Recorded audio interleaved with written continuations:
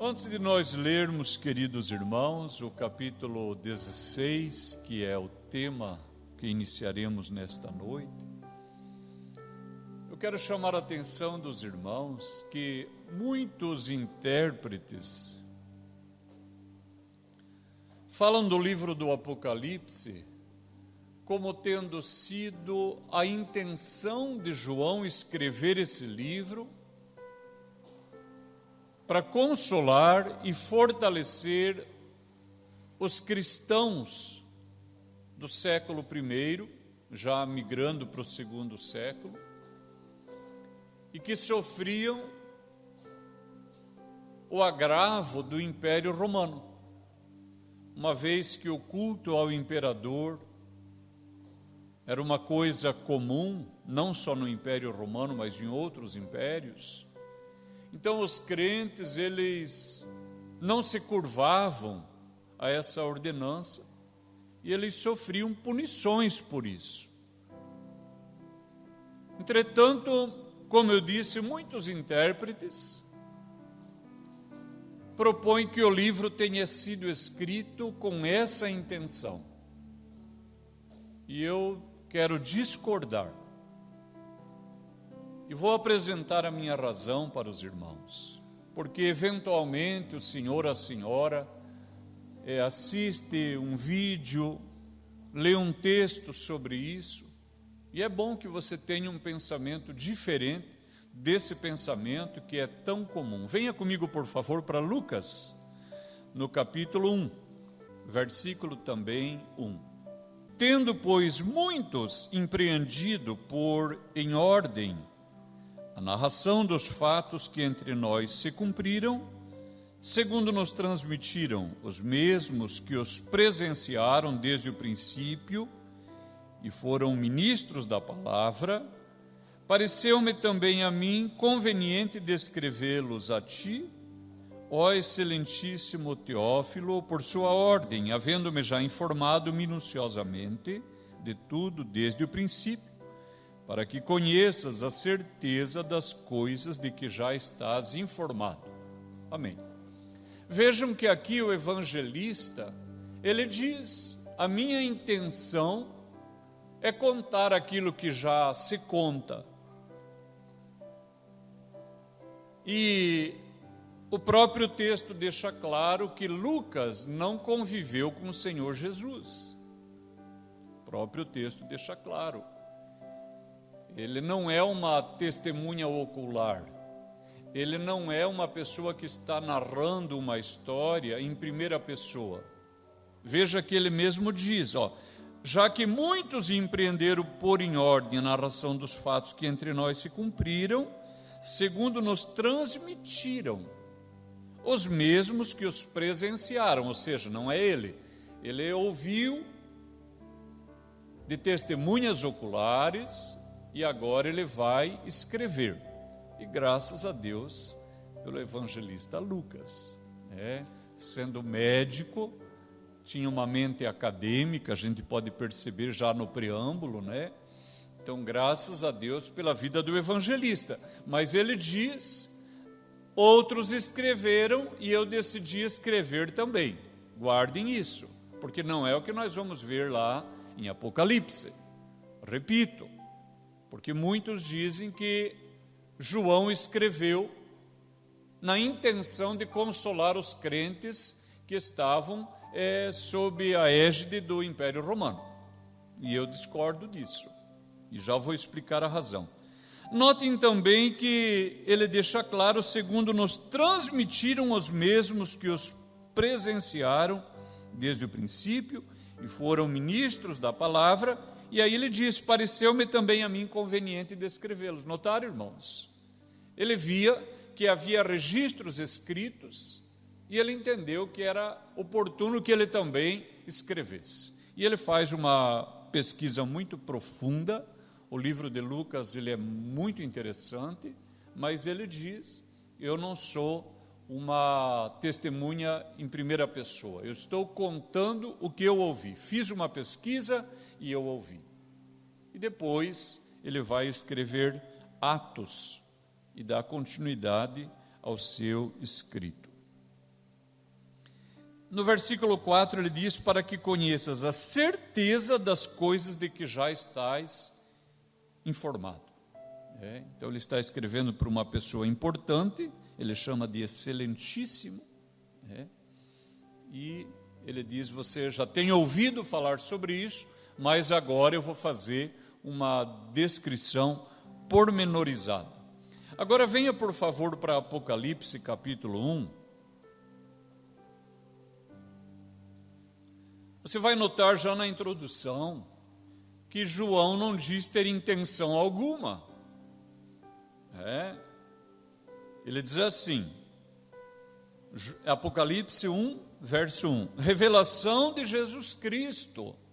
Olha a diferença da introdução. Revelação de Jesus Cristo, a qual Deus lhe deu. Não a pesquisa, irmãos. A qual Deus lhe deu, para mostrar aos seus servos as coisas que brevemente, diga brevemente, porque nós vamos agora estabelecer uma distinção.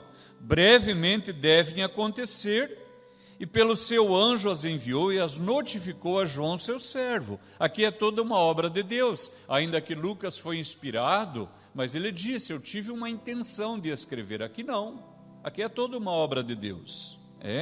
Notificou a João, seu servo, o qual testificou da palavra de Deus e do testemunho de Jesus Cristo e de tudo o que tem visto. E aí o que nós vamos ter na sequência são as cartas para as 7 igrejas da Ásia.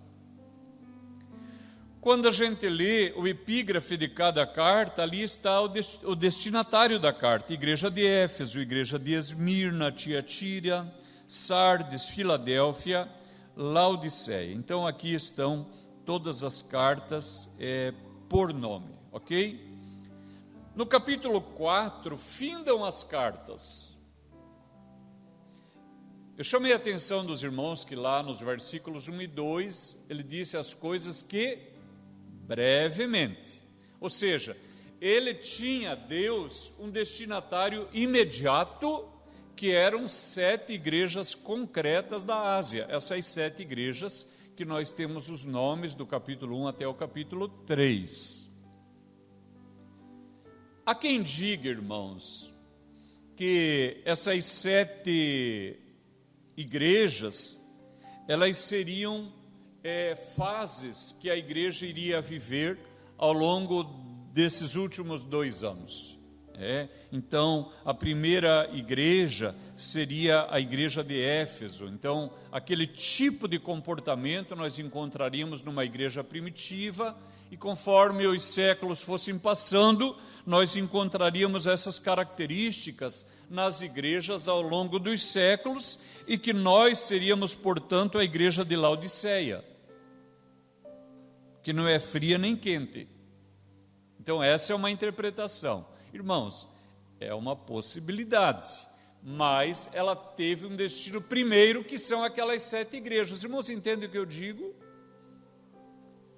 Agora, se fosse possível, nós descobriríamos que numa igreja grande é possível encontrar crentes de cada um desses tipos. Notaram? Agora, no capítulo 4, diz assim: depois destas coisas, olhei, e eis que estava uma porta aberta no céu. E a primeira voz, que como de trombeta ouvira falar comigo, disse: sobe aqui, e mostrar-te-ei as coisas. Aqui não tem mais brevemente. Notaram? Mostrar-te-ei as coisas que depois destas devem acontecer. Então, querer limitar o Apocalipse àquela igreja primitiva é ignorar o que o próprio livro diz. Amém? Então vem agora, por favor, agora sim, Apocalipse capítulo 16, diz assim: ouvi, vinda do templo, uma grande voz que dizia aos 7 anjos: ide, e derramai sobre a terra as 7 taças da ira de Deus. Vejam que no capítulo 15, antes do versículo 1, tem um epígrafe, um título, e 7 anjos com as taças das últimas pragas, verdade? Mas outras Bíblias estão assim. Agora notem que no capítulo 16 nós não temos título nenhum.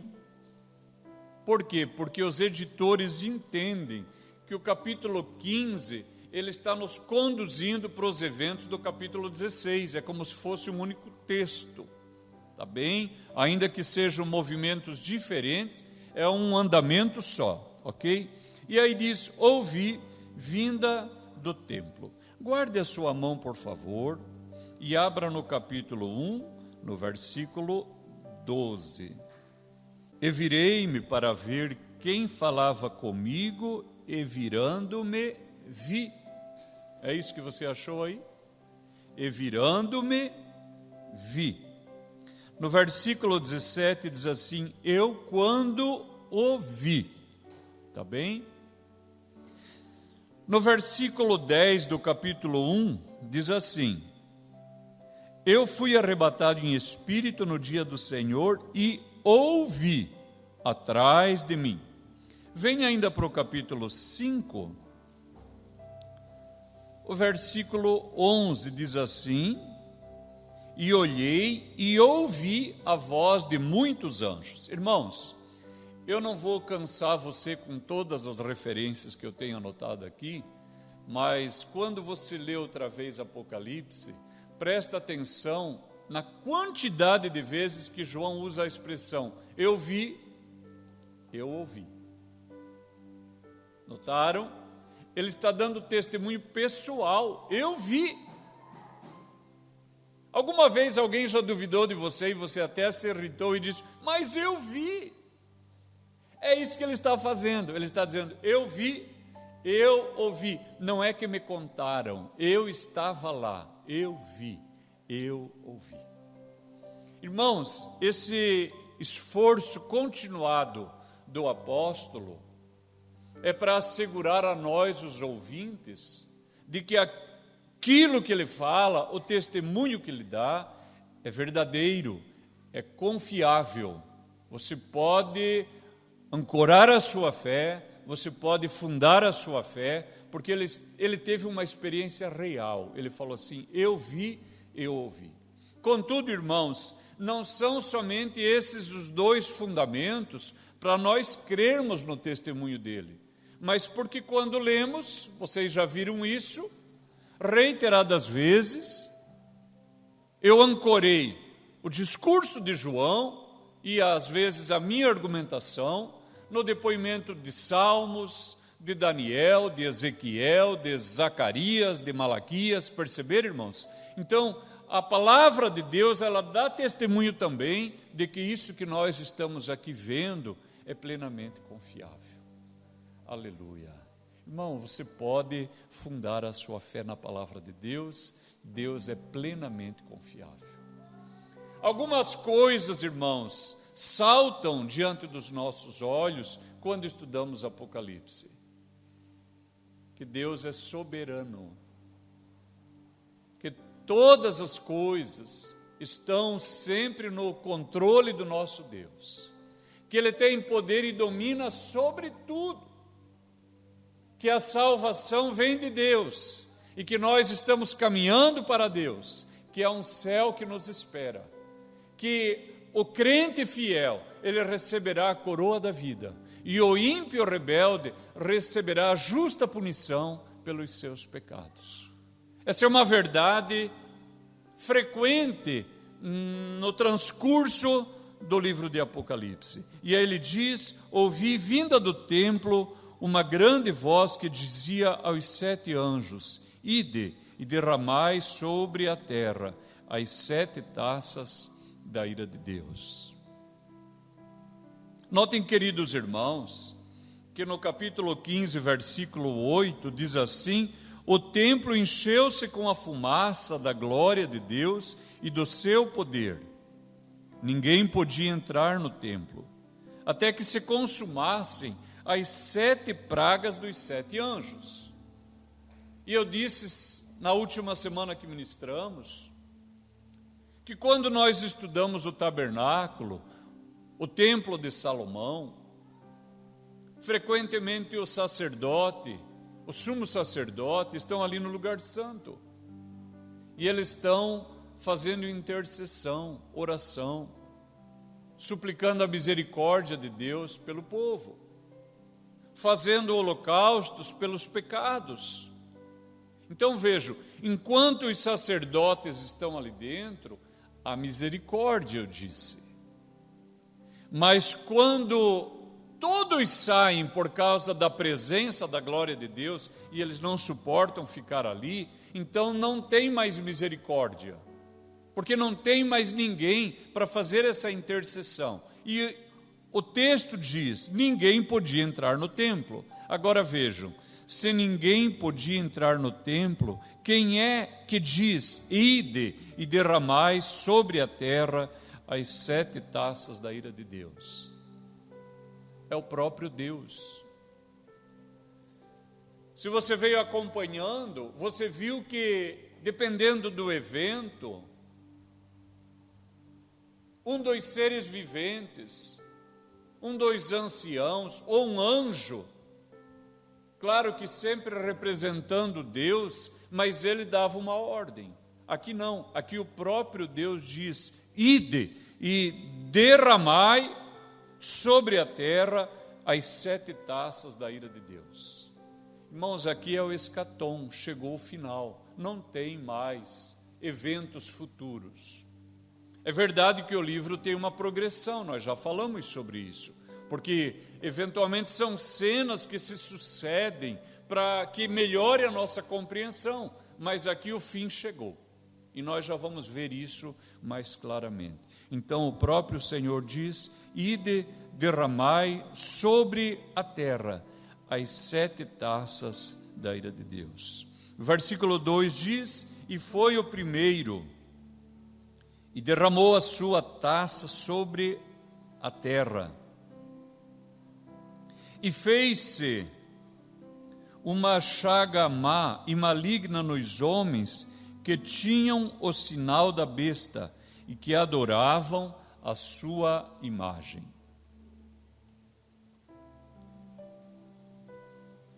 Irmãos queridos,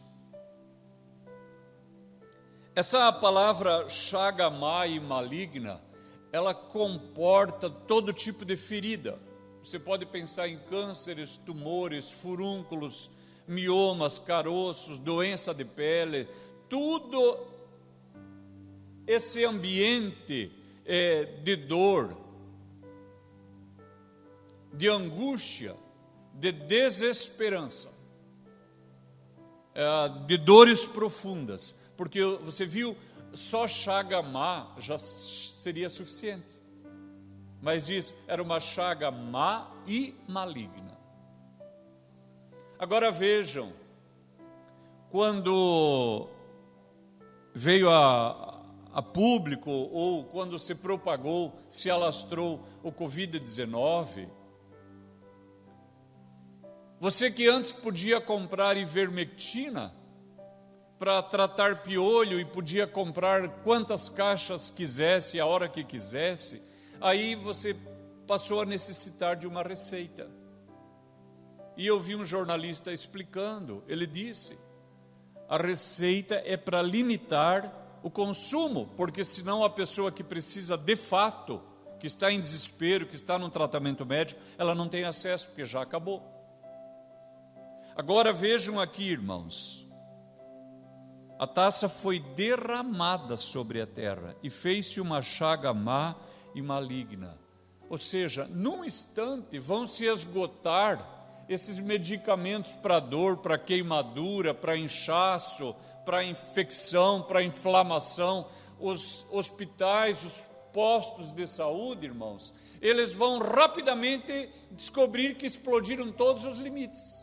As ambulâncias, as unidades básicas de saúde não darão conta de socorrer a população. Vai faltar profissional, vai faltar ambulância, vai faltar cama, vai faltar remédio, porque vai ser súbito um mal que vai cair sobre toda a terra.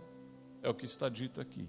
Entretanto, notem a cisão. Diz assim, nos homens que tinham o sinal da besta e que adoravam a sua imagem. Notaram o nosso Deus?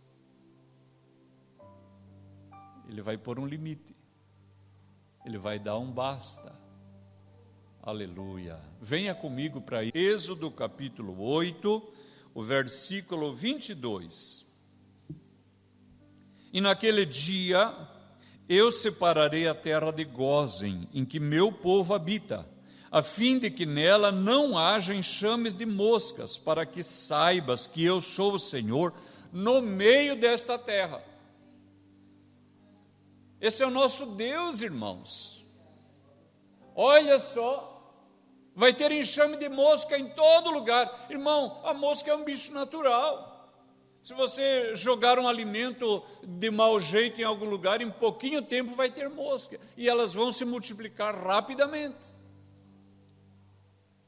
Mas o nosso Senhor, o nosso Deus, Ele tem o poder, o controle sobre todas as coisas.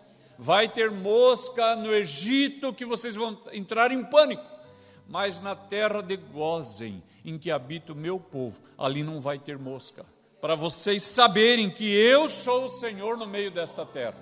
Aleluia, glórias a Deus, que é digno de honra, de glória, de louvor e adoração. No capítulo 10 de Êxodo, diz assim o versículo 22: Moisés estendeu a sua mão para o céu, e houve trevas espessas em toda a terra do Egito por 3 dias. Não viu um ao outro, e ninguém se levantou do seu lugar por 3 dias. Mas todos os filhos de Israel tinham luz em suas habitações. Aleluia! O Senhor é digno de adoração. Cantar aquela canção, digno é o Senhor. Sobre o trono estás, aleluia, Ele tem o poder, glórias ao nome santo do nosso Deus. Venha por favor para Malaquias, capítulo 3.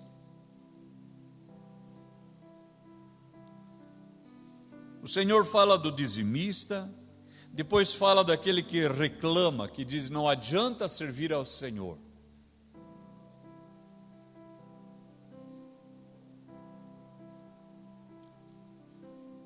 Mas aos que temem ao Senhor,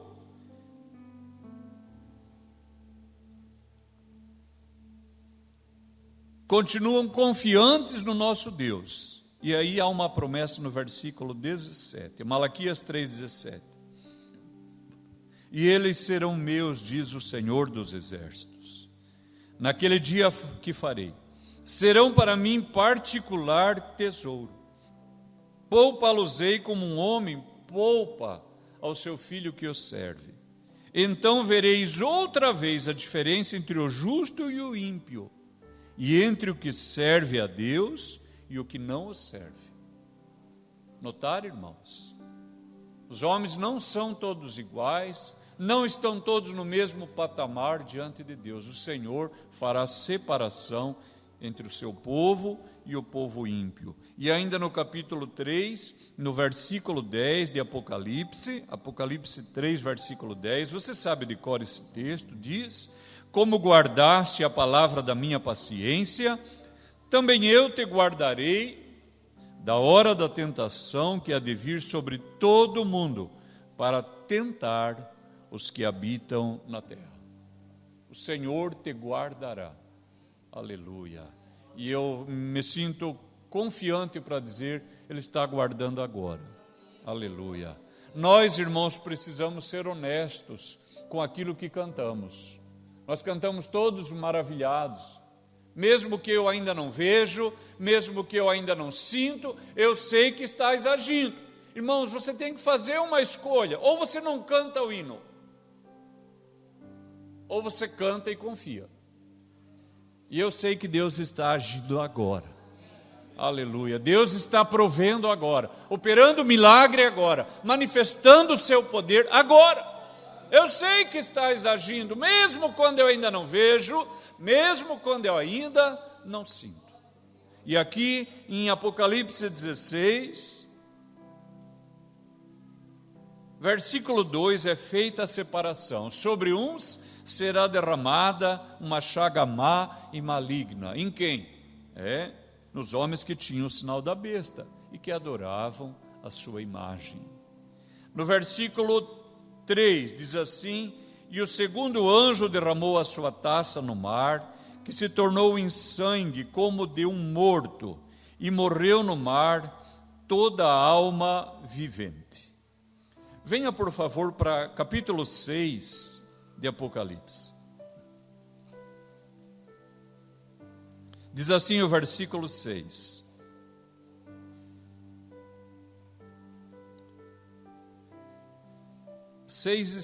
E ouvi uma voz no meio dos 4 animais que dizia: uma medida de trigo por 1 dinheiro, 3 medidas de cevada por 1 dinheiro, e não danifiques o azeite e o vinho. Notaram, irmãos, que aqui tem uma proteção para uma parte do alimento? Guarde isso. Nós estamos aqui nos primeiros selos. Aí depois no versículo 8 diz assim: olhei, eis um cavalo amarelo, e o que estava sobre ele tinha por nome Morte, e o inferno o seguia, e foi-lhes dado poder para matar o quê? 1/4 parte. 25%, tá certo? 1/4 parte. Então não vai matar tudo. 1/4 parte da terra. Agora, no capítulo 8, diz assim o versículo 7, agora nós estamos na abertura do 7º selo e vão surgir então as trombetas. Diz assim o versículo 7, o primeiro anjo tocou a trombeta, houve saraiva e fogo misturado com sangue, e foram lançados na terra, que foi queimada na sua 1/3 parte.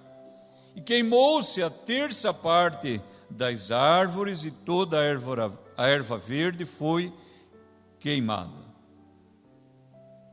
Agora no versículo 8 diz assim: o segundo anjo tocou a trombeta, e foi lançada no mar uma coisa como um grande monte ardendo em fogo, e tornou-se em sangue a 1/3 parte do mar. Guardem isso.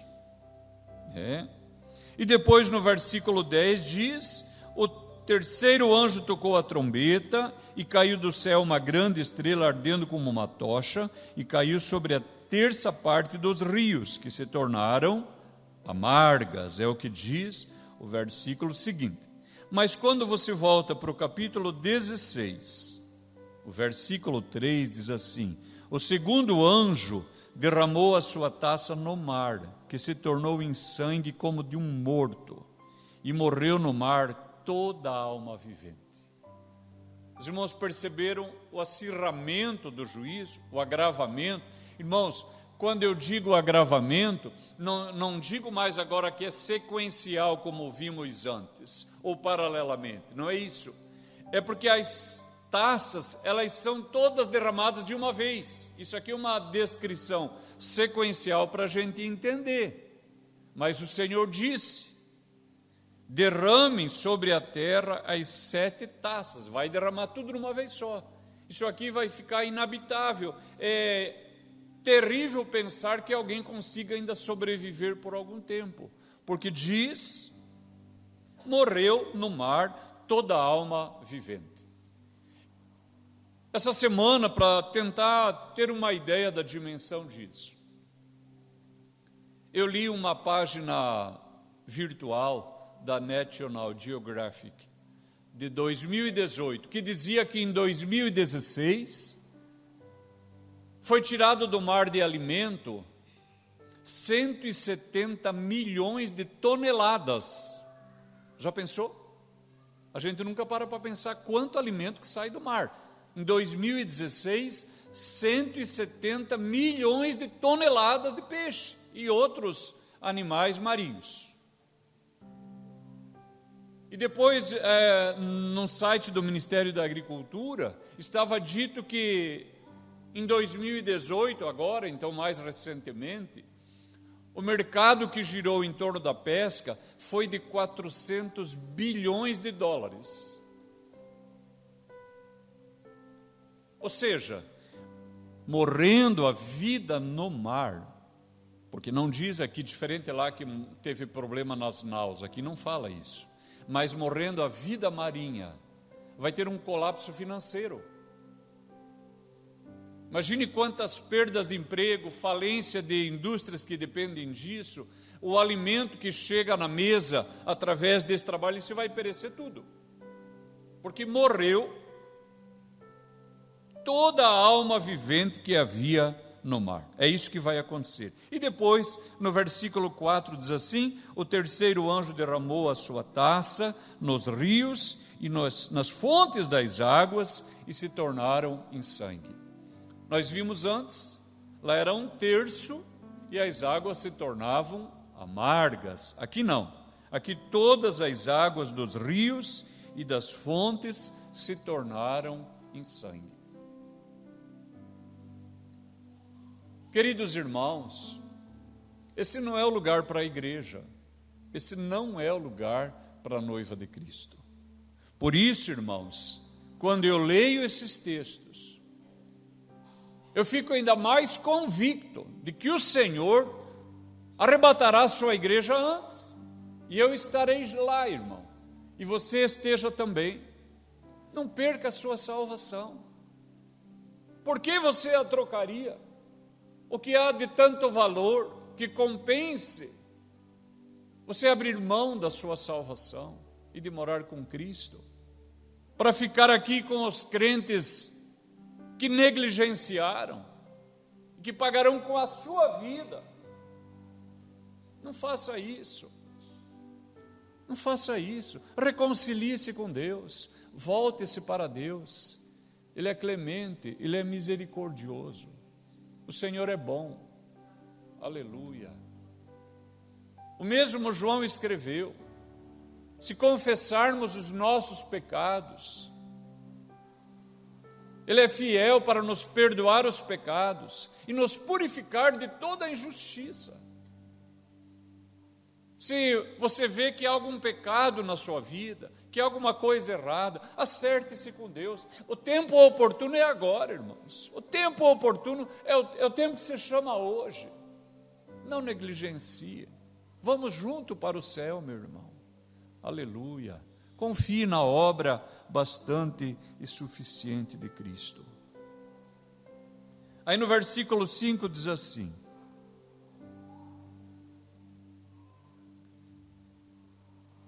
e ouvi o anjo das águas que dizia: justo és tu, ó Senhor, que és e que eras, e santo és, porque julgastes estas coisas.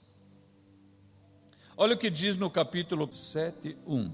E depois destas coisas, vi 4 anjos que estavam sobre os 4 cantos da terra, retendo os 4 ventos da terra, para que nenhum vento soprasse sobre a terra, nem sobre o mar, nem contra árvore alguma. Então aqui nós temos 4 anjos retendo os 4 ventos.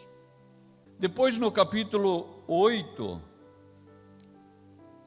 nós temos no versículo 3 um anjo que se pôs junto ao altar e foi-lhe dado muito incenso para o pôr com as orações dos santos.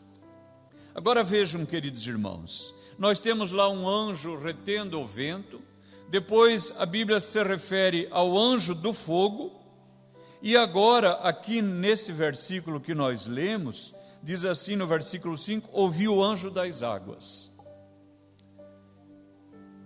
Eu disse há algumas semanas e repito, uma parte da igreja vive um exagero em relação a anjo, e tem anjinho, e oração para anjo. Até eu que não adoro o anjo, não faço, até eu sei uma oração para anjo, bem bonitinha. Vejam só, então, existem imagens de anjos, eles são muito bonitinhos, são umas gracinhas. Do outro lado, nós temos uma parte da igreja, e é possível que nós estejamos entre esses crentes, que não tem muita noção do ministério dos anjos. E eu vi alguns comentaristas tentando dizer que o que está dito aqui não está dito, mas está dito. o anjo das águas, é o que está escrito aqui. Ora, a ideia que dá é que Deus coloca anjos poderosos para dominarem sobre os elementos, e esses anjos estão cumprindo o decreto divino. É isso, irmãos, é isso. Aqui é o anjo das águas, lá eram os anjos que estavam administrando os ventos. Para nós que estamos nesse extremo, pode parecer estranho, mas em Hebreus é dito claramente, os anjos são espíritos ministradores para servir a favor daqueles que vão herdar a salvação, que somos nós. Espíritos ministradores. Aleluia. Glórias ao nome do nosso Deus. E diz assim, esse anjo das águas dizia: justo és tu, ó Senhor, que és e que eras. Irmãos, quando a gente lê o Senhor Jesus e também o apóstolo Paulo, frequentemente eles usam as expressões sobre o mundo que há de vir, a era que há de vir. Aqui quem é leitor da Bíblia já se deparou com esses textos. Mas eu quero agora chamar a atenção de uma aplicação que o Senhor faz a respeito de si mesmo. No capítulo 1, no versículo 4, diz assim a palavra de Deus. Apocalipse 1, versículo 4. João, às 7 igrejas que estão na Ásia. Graça e paz seja convosco. Da parte daquele que é, e que era, e que há de vir. Guarde isso. Daquele que é, daquele que era e daquele que há de vir. No versículo 8 agora diz assim: eu sou o alfa e o ômega, e o princípio e o fim, diz o Senhor que é, e que era, e que há de vir. Notaram? Capítulo 4, versículo 8, venha por favor, é muito importante que você observe. Capítulo 4, versículo 8 diz assim: e os 4 animais tinham, cada um respectivamente, 6 asas, e ao redor e por dentro estavam cheios de olhos, e não descansam nem de dia nem de noite, dizendo: Santo, Santo, Santo é o Senhor Deus, o Todo-Poderoso, que era e que é e que há de vir. Agora volte, por favor, para Apocalipse capítulo 16, o versículo 5, diz assim: e ouvi o anjo das águas que dizia: justo és tu, ó Senhor, que e que, e está faltando o há de vir. Por quê? Porque o futuro chegou. A palavra de Deus já se cumpriu. Não é mais o que há de vir, irmãos. Aqui está feito.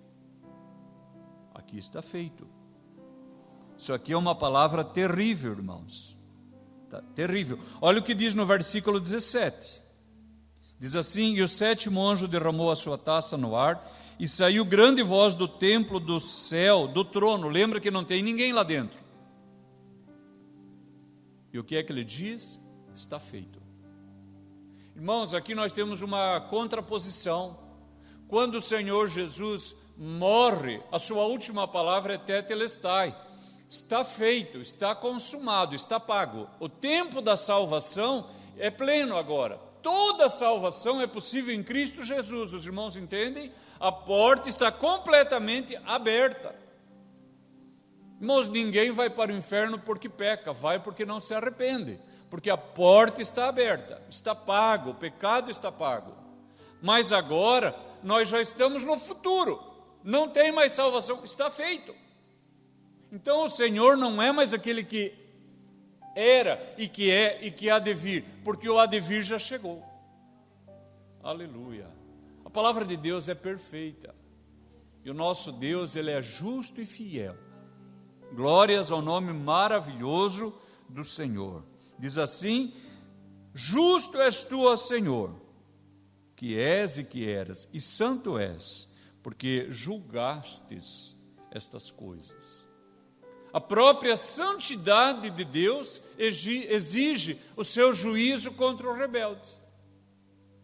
Está contida na santidade de Deus a sua ira contra o pecador.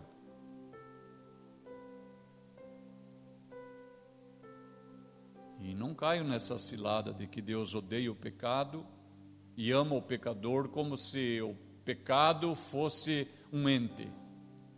Nunca se iluda com isso.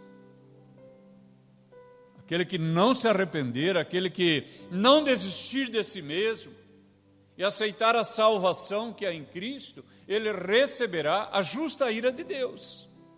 Porque ele teve em Cristo, o Filho de Deus, e na sua morte e ressurreição, a suficiência para que também fosse salvo, mas rejeitou.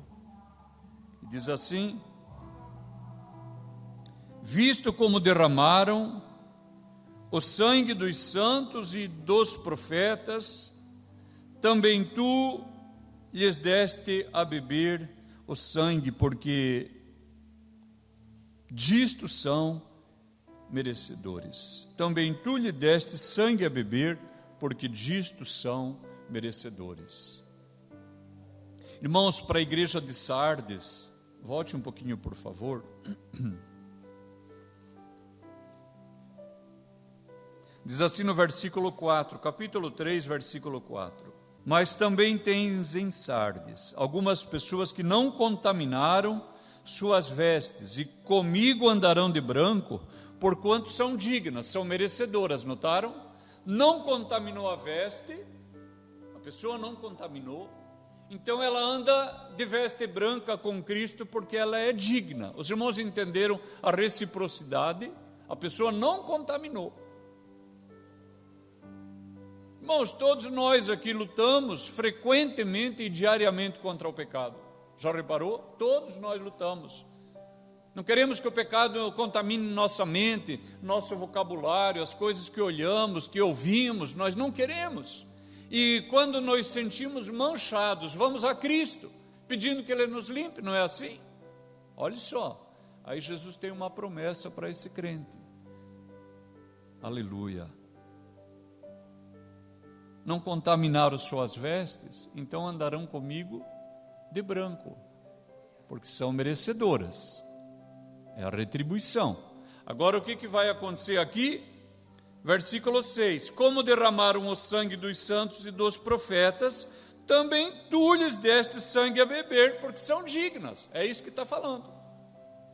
Gostava de matar crente? Gostava de matar cristão? Você pode pesquisar na internet, está lá os vídeos, crente sendo degolado com faca. Todo tipo de morte é terrível, mas fala a verdade. Matar um ser humano como quem mata uma galinha, está lá, para quem quiser ver. O que a palavra está dizendo, gostava de matar os crentes e ver o sangue jorrando, agora você vai beber o sangue, você é digno, você é merecedor, está escrito aqui. E a adoração é esta, o anjo dizia, visto como derramaram o sangue dos santos e dos profetas, também tu lhes deste sangue a beber, porque disto são dignos. A palavra de Deus diz que quando Noé sai da arca e faz aquele altar ao Senhor, o Senhor diz, enquanto o mundo existir, haverá noite e dia, haverá inverno e verão, e haverá o quê? Sementeira e cega. E depois o apóstolo Paulo em Gálatas, ele se apropria dessa palavra de Deus e a expande e diz, tudo que o homem semear, isso também ele ceifará. Você gosta de andar com Deus? Tem lutado contra o pecado? Então você andará com Deus, vestido de branco, porque você é digno. Da mesma maneira, os inimigos de Deus, que feriram o povo do Senhor, que tinham prazer em derramar o sangue dos cristãos, o Senhor lhes dará sangue a beber, porque nós vimos, o mar se converteu em sangue, e ainda diz sangue de morto, os rios se converterão em sangue. E diz assim o versículo 7, para nós findar esta noite. E ouvi outro do altar. Irmãos, aqui é um erro de tradução. Eu não sei se alguma Bíblia aqui tem uma tradução melhor que a minha, mas essa interpretação ela é equivocada. O texto diz que o altar clamava. Tá bem? Porque não tem outro. É o altar que clama, tá? Na verdade, ó Senhor Deus, Todo-Poderoso, verdadeiros e justos são os teus juízos. Veja uma coisa, essa tentativa de melhorar a palavra de Deus, como se alguém pudesse melhorar a palavra de Deus. Alguma Bíblia aqui que tem uma tradução diferente dessa minha aqui? Como que diz a sua, Rafael? Ouvi do altar. Ouvi uma voz do altar, irmã Miriam. Onésimo. Do altar. É o altar que clama. Você pode ir lá no grego do Novo Testamento, você vai ver. É o altar que clama. E aí, os tradutores, porque parece impossível, não parece? Como que o altar vai clamar? Como que o altar vai clamar? Mas você lembra de Lucas 19? O Senhor entrando em Jerusalém e o povo gritando: bendito que vem em nome do Senhor, bendito que vem em nome do Senhor. E o texto diz, do meio da multidão, os fariseus diziam: repreende os seus discípulos para que se calem. E o que Jesus falou? Se estes se calarem, as pedras clamarão. E aqui o altar, irmãos, porque não tem ninguém lá, só está o Senhor lá. Não tem anjo lá dentro, não tem sacerdócio lá dentro naquele momento. O altar clama, na verdade, ó Senhor.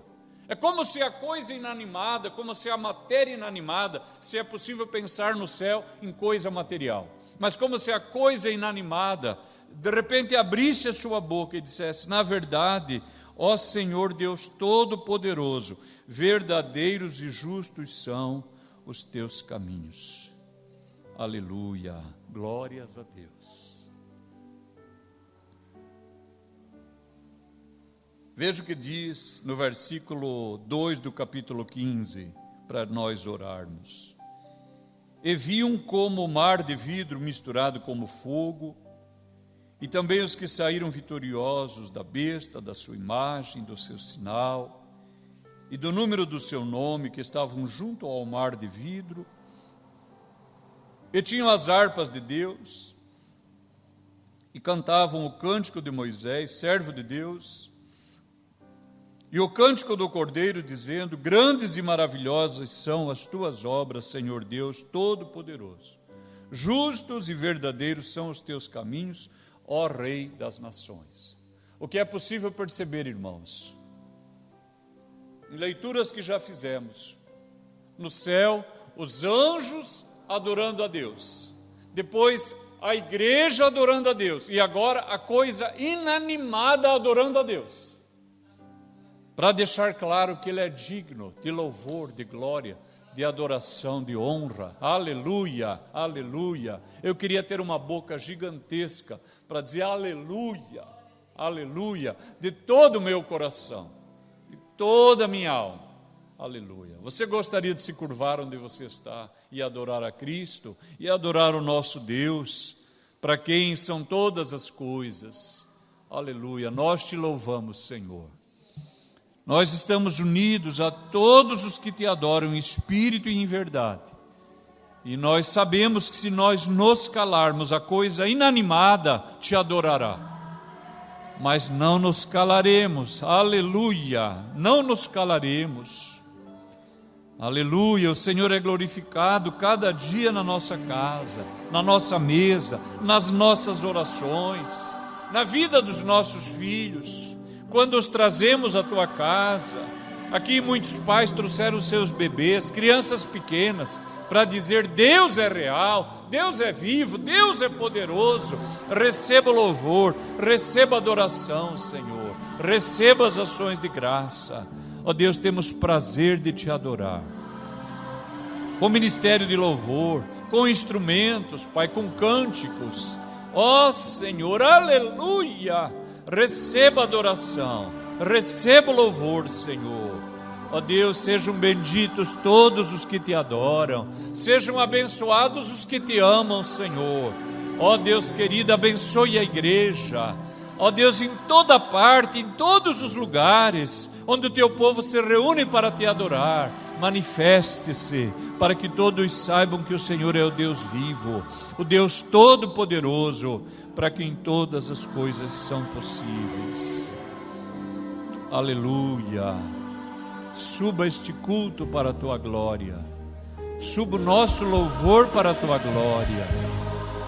Te farai, alai descia tu e decantrios, manacheias te far, ó Espírito Santo, dá-nos um coração de adorador, dá-nos a alegria de adorar a Cristo, de bendizer e glorificar o nome do Senhor. Ó Deus, muito obrigado. Nós te amamos, Senhor, te servimos e queremos te servir melhor.